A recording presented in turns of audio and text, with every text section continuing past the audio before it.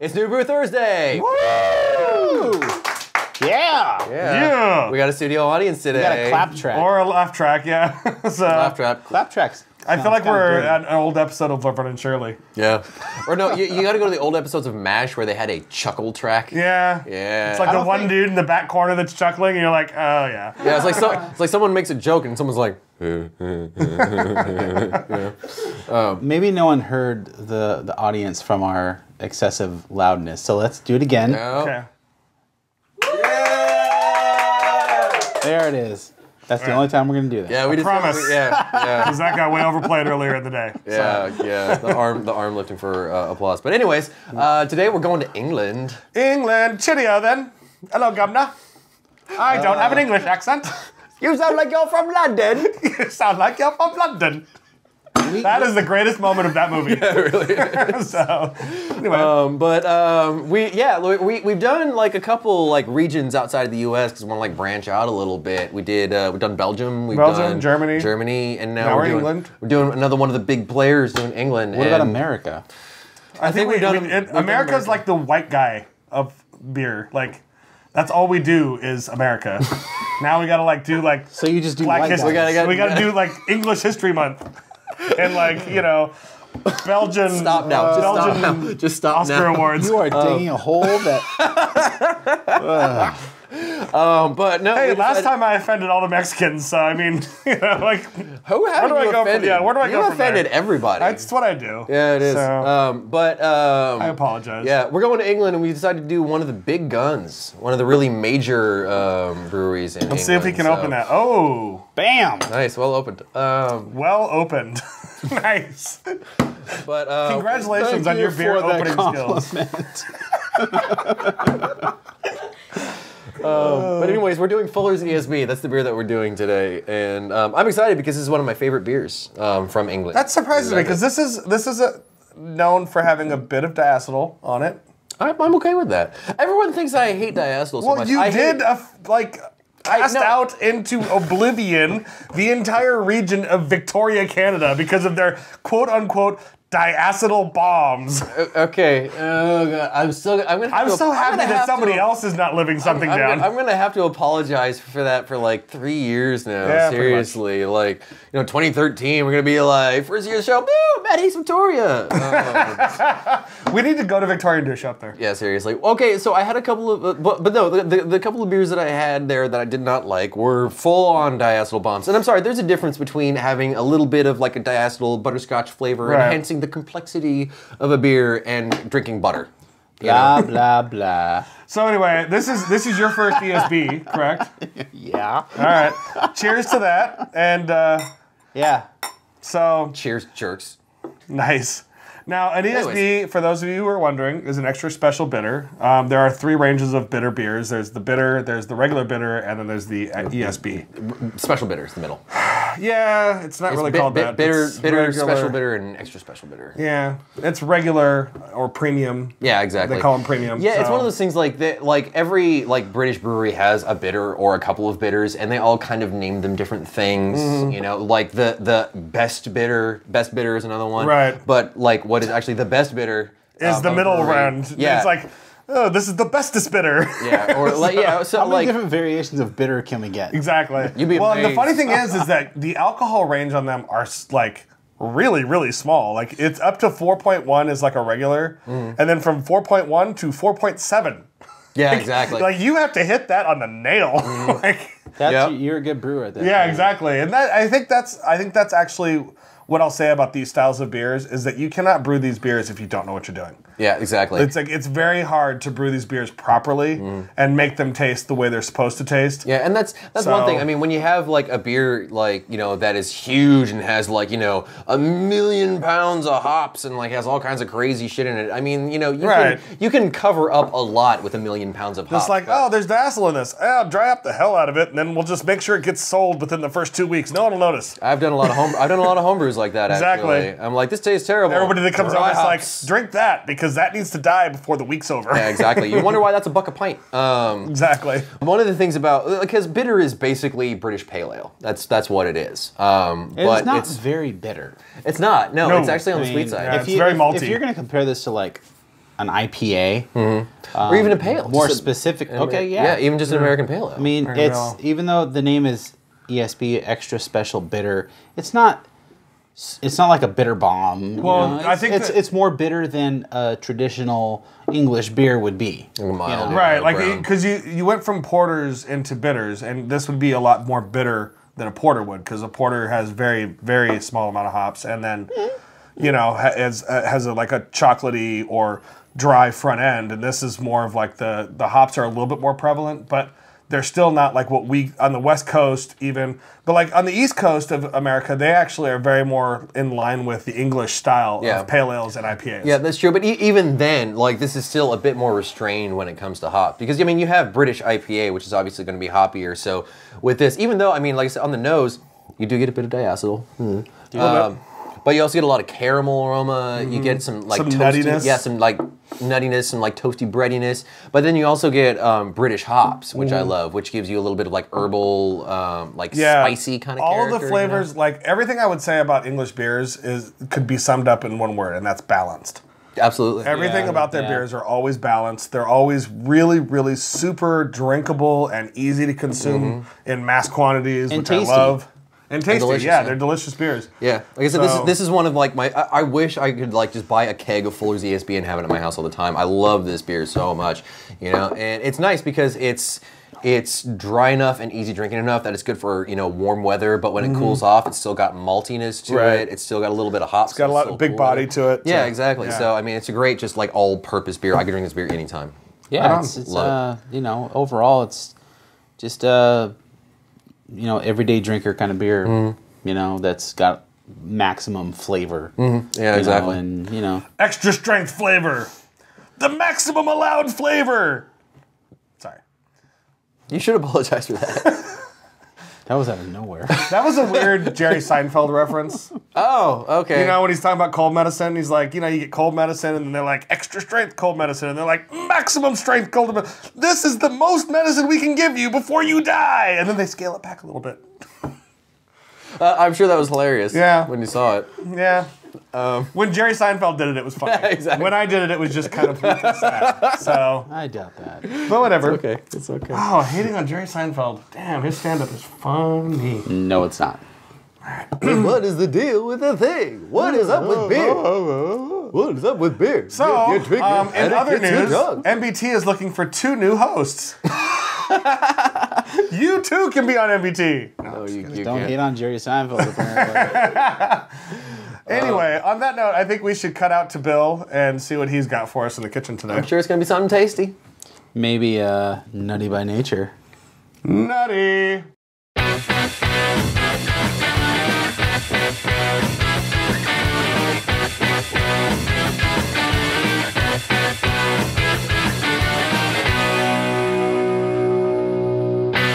Hey everyone, welcome to another Master Pairing with me, your host, Bill Sysak. Today I have John Holzer from New Brew Thursday. Howdy. He's also the producer on my Expert Drinking Indeed, I am, audio yeah. podcast. Yeah. So John, glad you can join us.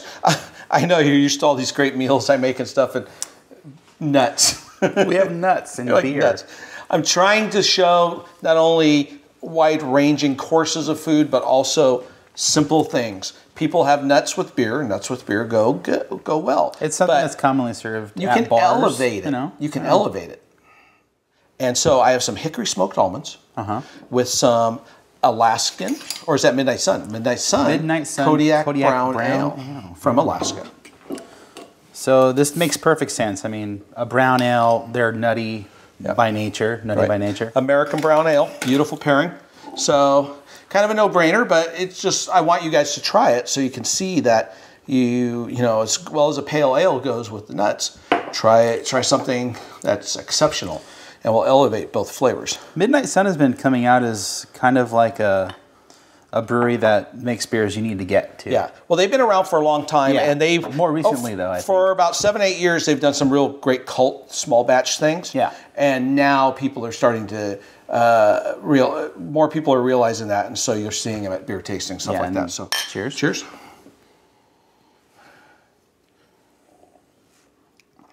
Classic American brown ale, not overly sweet, nice hops in the background.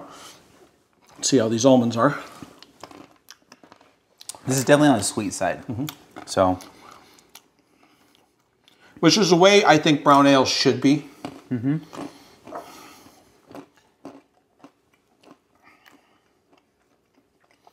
It tones down the sweetness, brings out this nuttiness. Rogue Hazelnut Brown, of course, is a no-brainer for this pairing. oh yeah. But I want to do something a little more sweet, classic American brown ale style. Breckles Brown from Anchor Steam would be another example that would go perfectly with this. And it just goes really well with the nuttiness. And these are roasted or Hickory smoked. hickory smoked nuts? Okay. Yeah, it definitely tames down the sweetness of the beer quite a bit, actually. And if anything, malts, you can have smoked malts in beer, and browns usually don't have that. But with this, it's almost like you get that. I mean, you could do like an Alaskan smoked porter or stone smoked porter, but what I like about this is it calms down the sweetness here, but then you get the meat of the nut, and it's sweet, and it comes into play. Yeah. And so you get this different level of sweetness. Yeah, it kind of evens everything out. Yeah. You know? And they're really, really nice together. I mean, you can do really hoppy, and it'll kind of hide the nuttiness. But if you do something that's a classic American brown ale, it's going to play really well with cashews, almonds, macadamia nuts, all those things with a nice meat. So pretty much any kind of nut would work with a classic brown ale. Peanuts, I would go something... Those are quite salty sometimes too, yeah. So you can do it with the brown ale, but I think there will be more cancellation. I think I like it more with the pale or a bitter. Yeah. But these other type of nuts go well with this. So thanks for coming on to Master Pairings, John. Thanks, Bill. Cheers, everyone. So thank you for rejoining us after a delicious Master Pairings. We're happy that you felt the urge to stay with us. So Matt, I understand. I understand that you have information that we do not have about this beer. Yes, John. Well, no, I like Fullers is cool because they're really old school as far as like British brewing techniques go. They use what's called a party guile. It's PARTI-GYLE. You can write that on the screen right here. Is it like party guile? It's like party in your mouth party. No, it's something different. And all the beers are invited. Yes, exactly. But no, basically what they do is they take one, that happened. Anyways, they take one mash and then they run it off into multiple tanks because, like, whenever you're mashing, like, you start off with really, really sweet wort and then you rinse it a bunch and it gets thinner and thinner as it goes. And so they have the really sweet stuff go into one tank and then they keep running it off into different tanks. And they actually make multiple beers just out of one mash. It's really cool. Which is quite efficient. Exactly. I mean, it's interesting because homebrewers can actually do this too. They'll, like, make a barley wine and they'll take the second runnings and they'll make, like, a bitter out of it. But Fuller's is interesting because they'll actually just take their wort, they'll put it into multiple tanks, and then they'll blend it to make the different beers. Like they make the ESB with one, and then they make the London Pride with another, and then the Chiswick Bitter going from pretty awesome. strongest to lightest. Yeah, it's awesome. It's I mean, there's a part of me that, like, because I've had all those beers and they're all delicious. So I mean, take this as a grain of salt. But there's a part of me that kind of thinks of like, oh, we're using coffee filters, and that's just gross. You know what I mean? Where it's that's like, not what's happening. Or at but on the back end of that, it's like, okay, like as a home brewer, when you sparge, you don't want to sparge for too long because you start sucking stuff out that you don't want. And I'm thinking, like, how much water are they using? How much grain are they using? Right. Like, how do they do that without, like, by the last beer that they're making just tasted like, well, this is like tannin. Yeah. Let's call this beer tannin. They got it down, And that's they the know thing. what they're doing. They've been doing it for so long that these techniques have been perfected to the point where, I mean, they're just on the ball. And that's one awesome thing about brewing regions outside of the United States is, I mean, they have, hundreds of years of brewing history where all these techniques have been perfected. I mean, you go to Germany and there is German brewing. You know what I mean? Right. If they're brewing, a Hefeweizen, they are doing a 5-step mash. They just are. Right. That's how it's done. And so there's no getting crazy. There's no changing it. There's no like, oh, I'm gonna throw some boysenberry in this and see what happens. Yeah, exactly. They know what works and they stick to it. Sam Calagione is not welcome in Germany. Pretty much. At least not to brew. Yeah, exactly. But no, that's the awesome thing about breweries like Fuller's is that they have these techniques down. Well, and they make awesome beer with it. That's one thing I will say about this particular beer. Like, this beer is older than I am. It was brewed in 1971 originally. The style of beer from Fuller's, and you know, as the craft beer community expands and grows and gets bigger and bigger. I mean, there's breweries that haven't been around for a year that are already making a name for themselves that are or whatever, and they haven't even been around for 12 months. This has been around for what 30 or 41 years. Yep. I did math really quick in my head. You're pretty goddamn old, by the way. What's that? You're pretty old. Shut up. Anyway. Sorry, wow. Now I'm just like I hit the offensive nerve now on I'm Steve. sad. He's just like, shut up. Dude, It's like, you're a liar and a fat mouth. I know. You're old. Shut up. God. Hey, there's one thing I can't get back. And that's my youth. I've lost my youth. It's gone. Anyway, as I was saying, it's nice to like go to a beer like this that's completely 100% dialed in. This is one of the most consistent beers that you'll ever drink. Yeah, absolutely. Ever. Batch to batch to batch to batch, the beer is going to taste exactly as it's supposed to. Yeah, and that's the thing, is like there are a few breweries that have, well, I'm sure there are lots of breweries who have done it around here, obviously, but especially like in Southern California, we have all kinds of new breweries that are just popping up, and so it's interesting to see those breweries grow and have the same beer kind of, you know, change bit by bit as the brewer's perfecting it and, you know, getting used to their equipment and stuff like that. But you have a beer like this, and like you say, you can go anywhere. You can go anywhere in the world, and it's going to taste like that. Fuller's ESB is going to taste like Fuller's ESB. You know what I mean? Yeah. And it's a good standby. It's a great just standby beer. You know, like I said, I love this beer. It's a great beer. It's I think Matt wants to marry this beer. I do. I want to marry it. all right. I think you should go to like a heart cutaway right here. Anyway. That just got awkward. So, yeah. You're welcome. It got really quiet. I do want to say thank you to all the people who gave us a review on iTunes for a free sticker. Yeah. Yes, we are willing to bribe you and buy your love. Yeah. And we will make the offer to all of you who don't follow us on Twitter and did not see that message. If you'd like to leave us a review on iTunes, preferably, 4 or 5 stars. Otherwise we might cut your sticker in half. More the Just better. saying. And then email us at comment@newbrewthursday.com. Let us know you posted the message, and Matt's just gonna leave. Nope. I don't know where Matt went. Matt's ducking under the camera. He's ducking. This is one of our stickers. You'll receive this fine sticker in the mail. And it's not white. It's actually It's a black circle sticker. take it, and it's, Can you put it on Matt's forehead? Put it on his forehead. Put it on his forehead. That's the sticker. Put it on his forehead. Put it on his forehead. Put it on his forehead. Bam! Boom! That just happened. Yeah. And on that note, Stay safe and drink beer. cheers.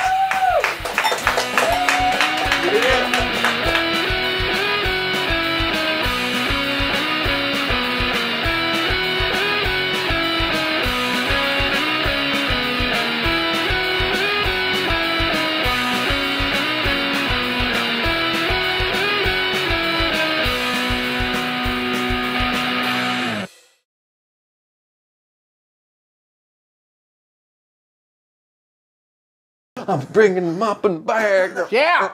Yeah.